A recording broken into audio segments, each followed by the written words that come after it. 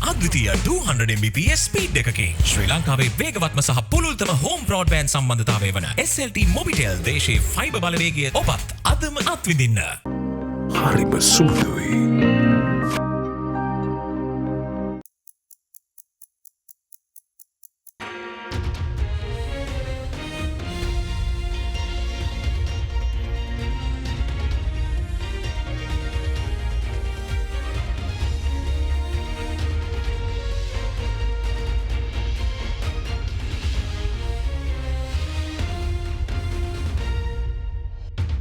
Tonight on First the 9, this Friday the 5th of May 2023. Homage and veneration. Buddhist devotees across Sri Lanka celebrate the sacred day of Vesak Poya. President highlights the importance of unity to overcome the dangers during these troubled times. Inclement weather. Heavy rainfalls to continue further. Early landslide warnings issued for 5 districts.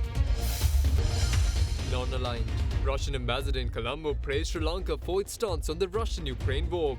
I express my gratitude to the government of Sri Lanka for its balanced stance in current situation. Expressed confidence in claiming war victory. Once again they started war against Russia. Once again they will be defeated like it was in 1945. Alliance Finance මෙතුරු රන්නයි සේවාවෙන් රන් පවුම්කට රුපියල් 1,70,000ක ඉහළ අධිකාරම. ඔබේ විශ්වාසය දිනු සෙන්සුරයින් දැන් ළඟමැති ෆාමසියෙන් ලබාගත හැක. From AdaDerana, this is AdaDerana First at 9 with Andrew Bernard. Live from Studio 24 in Colombo. A very good evening and welcome to AdaDerana 24's English News. In your top story for tonight, the Vesak Festival, which commemorates 3 major events of the birth, full enlightenment and passing away of Lord Buddha dawned today.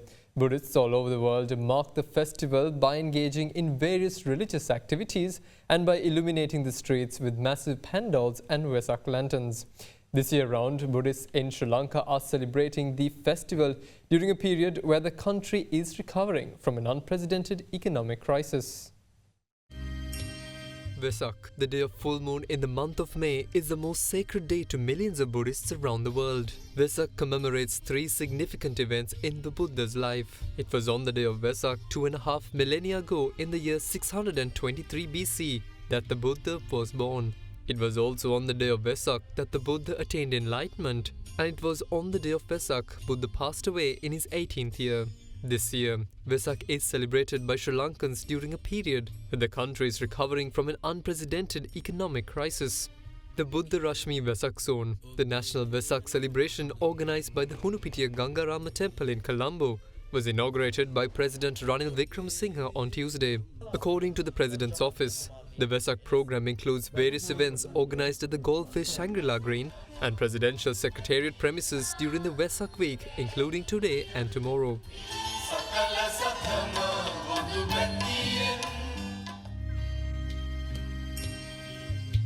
Meanwhile today, massive pandals and Vesak lanterns were seen all over Colombo and many parts across the country in what appeared to be a celebration of light and illumination.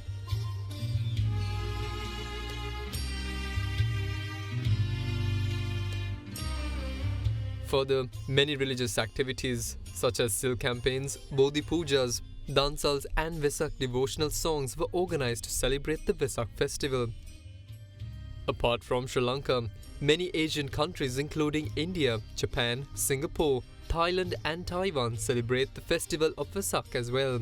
However, each Buddhist culture has its own traditions for the day. Meanwhile, in his Vesak Day message, President Ranil Wickremesinghe stated that the timeless philosophy of the Buddha becomes a source of solace at this juncture of the country's unprecedented economic crisis. The head of state further mentioned that it is imperative to rise above all differences and join together in unity and service, as espoused by the Buddha, to overcome the dangers in pursuing a life of normality during troubled times. He further called on all Sri Lankans to seize this instance of religious sanctity and pay tribute to the Buddha's Sangha city by uniting in solidarity to rebuild an affluent Sri Lanka. Issuing his message for the Vesak Poya Day, Prime Minister Dinesh Gunawardena meanwhile stated that the self-management taught in Buddhism can also contribute to alleviating the crisis situation faced by the country. The Premier further called on in working towards a society that values loving kindness, compassion, sympathetic joy and equanimity, which are the four states of mind which leads to true happiness shown in the sublime teaching of the Buddha. The opposition leader Sajid Premadasa too issued a message to mark the Vesak Festival. In his message, he called on to celebrate the three grand events of the life of Lord Buddha as principled citizens who are following the path of one of the noblest teachings in the world, with immense compassion towards all living beings in the world. Now issuing an advisory for heavy rainfall in several places across the country, the Department of Meteorology today announced that the prevailing showery conditions are expected to continue further due to a mid-level atmospheric disturbance in the vicinity of Sri Lanka. Meanwhile, owing to the inclement weather, 3 flights that were to land at the Katunayake International Airport have been diverted to the Mattala International Airport. Taking the situation into account, the National Building Research Organisation extended its early landslide warnings issued to several areas in 5 districts. Many parts across the country, including the western, Sabaragamuwa and southern parts of the island, have been affected by heavy showery conditions in the recent days.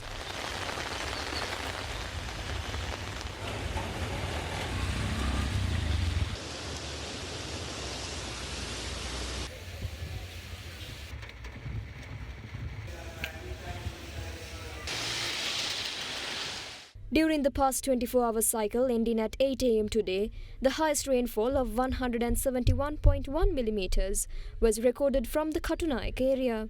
Owing to the situation, 3 flights that were to land at the Katunayake International Airport have been diverted to the Mattala International Airport this morning and last night. Accordingly, 2 flights from Australia's Melbourne and Malé in the Maldives to Colombo last night and another flight from Dammam in Saudi Arabia to Colombo this morning have been diverted to the Mattala International Airport. Meanwhile, in other developments, several residences in the Kalutara area were damaged owing to strong winds accompanied by heavy falls. Further, vehicle movement of the Bandarawela Attalapitiya road was disrupted after several trees had fallen to the road, obstructing the traffic. Several electricity and telephone lines were also damaged following the incident. In this backdrop, the Department of Meteorology today announced that a low-level atmospheric disturbance is likely to develop over the Southeast Bay of Bengal area from tomorrow onwards. Meanwhile, the Natural Hazards Early Warning Centre of the Department of Meteorology issued an amber advisory for heavy rainfalls for several areas across the country. Accordingly, fairly heavy showers of above 75 millimeters are likely to occur at some places in the western, Sabaragamuwa, southern, eastern and northern provinces and in the Kandy and Nuwara districts. It was also mentioned that fairly heavy showers of above 50 millimeters can be expected at some places elsewhere as well. In its general weather forecast, the Met Department further mentioned that sea areas off the coast extending from Beruwala to Hambantota via Galle and Mathara will be fairly rough, with wind speeds increasing up to 40 to 50 kilometers per hour at times. As such, the fishing and naval communities were requested to be attentive to future forecasts issued by the department and to take adequate precautions to minimize damages caused by temporary localized strong winds and lightning during the thunder showers. Taking the prevailing weather condition into account, the National Building Research Organisation meanwhile extended its early landslide warning for several places in 5 districts. With the increase in rains, the issued landslide early warning message has been extended. With that, warning level 2 alert amber warning was issued to Passara Division Secretariat Division in Badula District, LPT and Nagoda Divisional Secretariat Divisions in Galle District. Warning level 1 watch yellow warning was issued to Badulla, Haldumbul and Haliala Division Secretariat Division Badula District, Baddegam and Yakkalamulla Division Secretariat Division Galle District, Kegol Division Secretariat Division Kegol District, Pallepola Division Secretariat Division Mathara District, Kottapala and Pasgoda Division Secretariat Division Mathara District. The director of the International Monetary Fund for Asia and Pacific, Krishna Sirinivasan, says that the extended fund facility that Sri Lanka has subscribed for has helped the country take progressive steps towards recovering sustainably. This, he said, has become very visible through the steps taken by the government to restructure the loss-making entities and come to an agreement in terms of its debt with bilateral and multilateral creditors. What is the latest IMF view on the economic outlook of Sri Lanka and how it compares to regional economies in light of the $3 million IMF bailout recently? Sri Lanka is a country, a quintessential problem where you had twin deficits, you had a large increase in the fiscal deficits, putting pressure on the external accounts, reserves falling, exchange rate falling. And so they approached for a fund-supported program, which was approved by the board not too long ago. That places the emphasis on one, macroeconomic stabilization, bringing inflation down. Again, the fiscal consolidation is based on revenue-based consolidation. That's partly because Sri Lanka has among the lowest in terms of revenue mobilization, tax collection, and that goes back to the policy mistake they made pre-pandemic, where they cut taxes across the board, whether it's VAT, corporate tax, and personal income tax. The fund-supported program is a revenue-based consolidation, which provides stability to the economy. It also wants to rein in inflation, which went through the roof. It addresses governance and corruption issues in Sri Lanka. It's the first country in Asia which has had a deep diagnostic on the issue of governance and corruption, and that will feed into the programs going forward. It's also a program where we have a floor on how the country should support the poor and the vulnerable, and to make sure that the fiscal support they provide is temporary and targeted to the people who need it most. So it's a very comprehensive program, and the fiscal consolidation by itself will not be enough. The next step for them to make good faith efforts to reach a debt agreement with their private creditors, official creditors, and so on. In terms of growth outlook itself, we had a contraction of 8.7% in 2022. We have growth contracting at 3% in 2023, and then making a mild recovery. But the issue will be for Sri Lanka to implement the program well so that debt can be made sustainable, which is the big difference from previous programs, and the country can be put back on the path to prosperity. Will Sri Lanka emerge from the hardship sooner than expected as current inflation has declining faster? What's the importance of restructuring local debt to go ahead with current environment of the economy? Again, inflation has come down, albeit from high levels. This is, again, a work in progress. Inflation has to come down durably because let's not forget, inflation is the worst kind of tax on the poor, and the poor and the vulnerable are hurting the most. And so you want to get inflation under control. And so that's something which, again, in terms of monetary policy, with support of fiscal policy, has to bring inflation down to levels which are reasonable. In terms of restructuring, the debt in Sri Lanka was assessed to be unsustainable. And that's why before the program could be approved, there had to be a path towards restoring sustainability. And that includes restructuring debt to all creditors, private creditors, official creditors, and to some extent domestic debt, for the simple reason that debt sustainability is quite a big challenge in Sri Lanka. And when you restructure domestic debt, you have to make sure that you also safeguard financial stability. So these are issues on which the government is currently working, and will flesh out a strategy on that hopefully very soon. The former IMF resident coordinator of Sri Lanka, Dr. Nadimul Haq, says that Sri Lanka should refrain from borrowing loans and think anew, adding that the country's tax should remain competitive. Speaking to Indivari Amwata during our current affairs program at Hyde Park on AdaDerana 24, Dr. Haq said that the only way to build a welfare state is by taxing. Meanwhile, senior lecturer at the Department of Economics at the University of Colombo, Dr. Priyanka Dunusinghe, also said that Sri Lanka should think whether it should continue to move forward as a welfare state.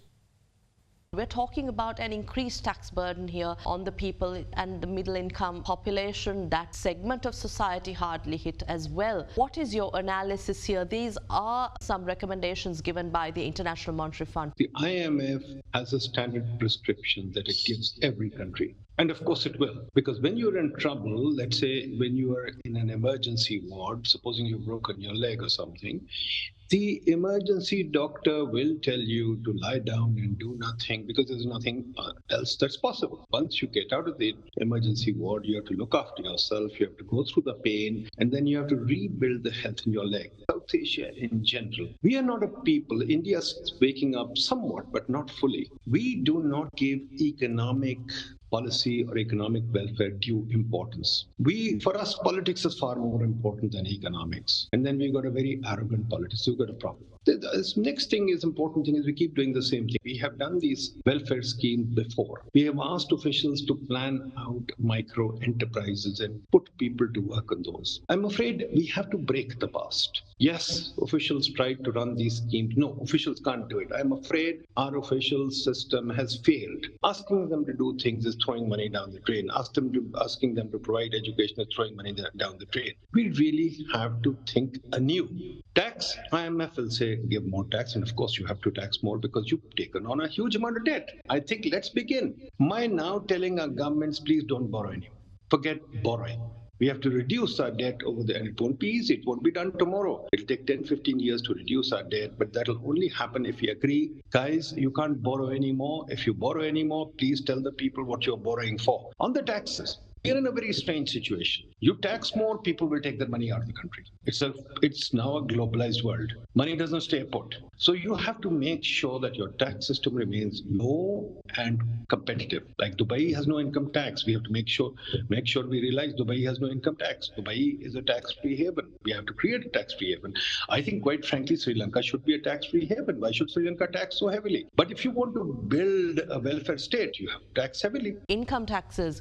Is the middle income population, the segment of this society, spending or paying taxes to support ailing state-owned enterprises? University students who continue to go to the streets to protest? Or is there some meaningful, useful venture of the government that these taxes flow into? Generally, we should witness tax income to increase and the system to be more efficient and the tax compliance to improve, and also the share of indirect taxes to come down and direct taxes to increase with the economic development. But none of those happen in Sri Lanka. That means we continue to have an inefficient system and we fail to improve, in particular digitalize the tax collection system and collection of information and integrating system in such a way that we could easily identify the taxpayers, and we utterly fail. That is one side of the story. The other side of the story, we basically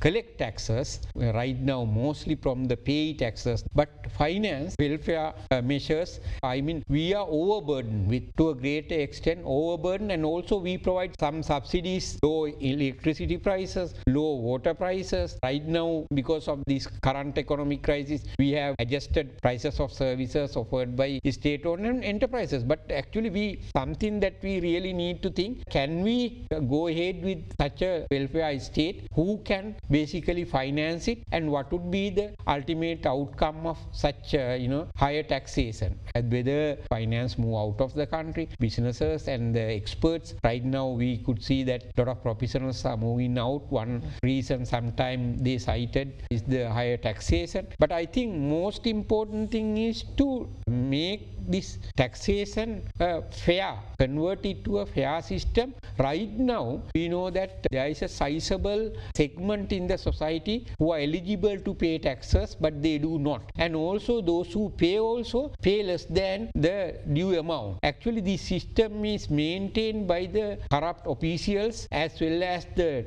tax consultant, to some extent politician. Those people are one way or the other cooperate each other to maintain a system from which they can certainly benefit. So I think we need to introduce required, sophisticated systems in order to make sure that the eligible people pay taxes and the due amount is paid, and the system which could basically identify the people who are eligible. Now, President Ranil Wickremesinghe discusses the potential areas of cooperation on agriculture and healthcare with the Rwandan president of this country. The president met this Rwandan counterpart in the UK while attending the Commonwealth leaders meeting. The two head of states also discussed military cooperation, with President Wickremesinghe offering training for rapid response to natural disasters. The head of state left for the UK morning in order to attend the coronation ceremony of King Charles III, which is due to be held tomorrow at the Westminster Abbey. And we'll be back with more news right after this short commercial break.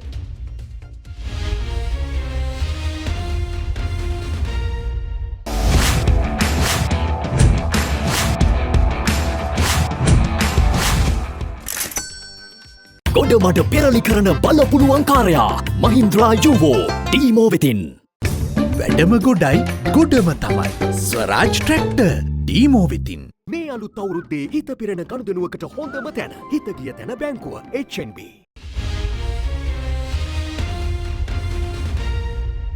Welcome back. Now, Russian ambassador in Colombo, Levan Jagarian, expresses his gratitude to the Sri Lankan government for maintaining a balanced stance pertaining to the ongoing Russia-Ukraine war. Addressing an event in Colombo, the Russian envoy expressed his confidence of defeating Russia and its allies from the ongoing war. A ceremony organized by the Russian embassy in Colombo to commemorate the Russian soldiers who were killed during the Second World War was held near the Cenotaph War Memorial in Colombo last evening under the patronage of Defence Secretary Kamal Gunaratne. We are very proud of the fact that Sri Lanka is among these countries, which is another evidence to our bilateral relations, very useful, very productive, not very long, but a little bit short, but very fruitful history of our bilateral relations. I express my gratitude to the government of Sri Lanka for its balanced stance in current situation, and we highly appreciate it. Now, once again, Russian Federation is fighting a war against the legacy of Nazism, which we didn't manage to eradicate during World War II. But using this opportunity, let me express once again our readiness that we will defeat the Nazi and puppet regime in the Ukraine and its Western foreign sponsors. Once again, they started war against Russia. Once again, they will be defeated like it was in 1945. And so we will win this war, no doubt. The Minister of Power and Energy, Kanchana Wijesekara, had held a series of meetings with a multitude of officials yesterday regarding the entry of new fuel suppliers to the market in the near future. Among the meetings, the Minister met with the officials from the ADB mission to discuss assistance for the restructuring of state-owned enterprises and public partnership yesterday with the ministry officials and members of the CEP Reforms Committee. Minister of Power and Energy Kanchana Wijesekara met with the first two groups of owners and management of fuel stations that will be made available to new suppliers yesterday. Taking to Twitter, the minister said that 450 fuel stations have been categorized into three separate groups of 150 that will be made available to the new foreign fuel service operators. Minister Wijesekara had briefed them all and discussed about their dealership allocation to new suppliers, categorizing mechanism used, new agreements, pricing formulas, benefits of new suppliers, and government policy and regulations. In the meantime, officials of the Ministry of Power and Energy, Lanka IOC and Ceylon Petroleum Corporation met yesterday to discuss matters regarding the petroleum sector. During the discussion, they had focused on the fuel pricing formula, establishing new fuel stations, fuel distribution, and on the expansion of Ceylon Petroleum Storage Terminal Limited tank farm facilities. Further, the minister also held discussions with the ADB mission to discuss assistance for the restructuring of state-owned enterprises, and public-private partnership took place yesterday with ministry officials and members of the CEB Reforms Committee. Discussions focused on CEB reforms, developing an enabling environment for renewable energy, establishing a dedicated unit in the ministry that could support public-private partnerships, including projects identification and preparation. The officials had also discussed transaction advisory support and financing for renewable energy integration.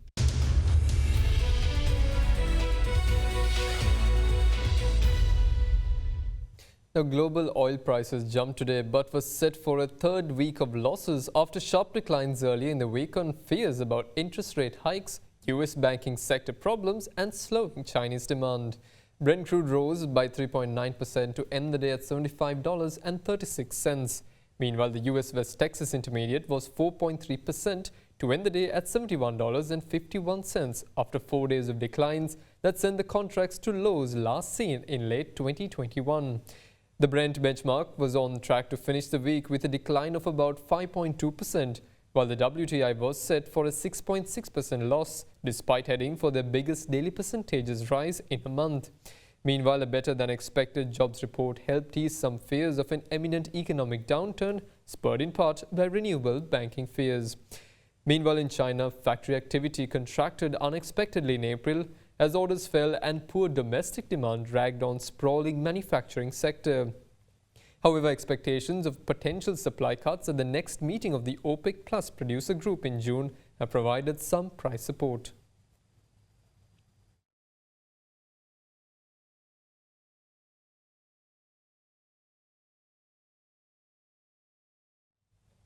Now, job creation in the United States has remained robust last year despite turmoil in the banking sector and the impact of higher borrowing costs. Now, employees added that 253,000 jobs, which was better than analysts had expected. The unemployment rate fell to 3.4%, returning to a multi-decade low. The gains were a remainder of the resilience of the US labor market, which held in the face of aggressive efforts by the US Central Bank to cool the economy. The Federal Reserve has raised its benchmark interest rates near zero to between 5% and 5.25% in little over a year, an abrupt shift aimed at curbing prices that were soaring last year at the fastest pace in decades. These increases have sharply increased the cost of buying a home or car, as well as making it expensive to borrow or expand a business to take on other debt. But while job gains have moderated last year, they continue to outpace the number of economists estimated that are needed to keep up with the population growth. And that's all the news we have for you this evening. Join us again tomorrow for the very latest news at the very same time. Tune into our social media pages for the very latest updates that you can get. Have a pleasant evening and good night.